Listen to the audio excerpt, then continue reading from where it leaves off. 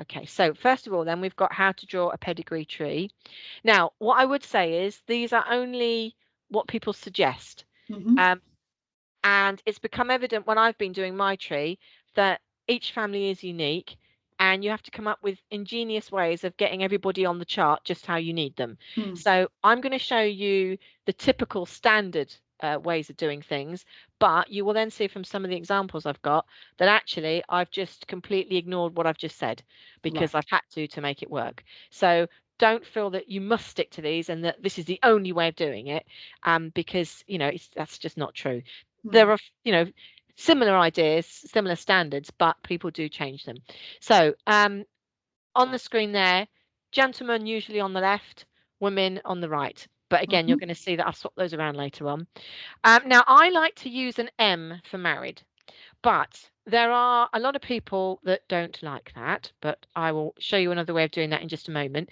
Um, You'll notice their surnames are in uppercase as well. That seems to be a fairly standard thing, just to show that that is the surname. Because certainly in my family, Ah, we've got some middle names that are obviously family surnames, but are yeah. now names. So to differentiate, it's great to put those in uppercase, just because then it makes it a little bit clearer for everybody as well.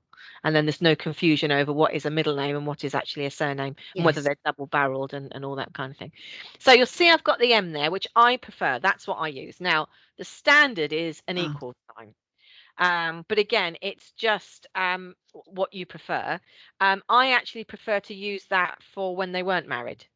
Hmm. So it's M if they're married, or when I say weren't married, or I can't prove that they were married, Yeah. I have the equal sign. But other people do it this way and put a cross there instead.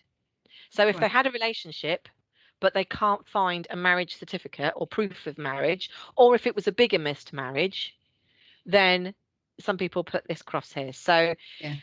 already you can see you've got choices and people do different things. All I would say is be consistent, Yeah. and don't chop and change on the same tree. I tend to have one way of doing it, and that's what I stick with. So we then have B for birth, and so there's the birth date there. If you're not sure, for Sharon there, you'll see she's a BC, born circa 1954, because we don't Hmm. really know. I've also put the baptism date on there as well for John, because sometimes you'll find a baptism but not a birth date.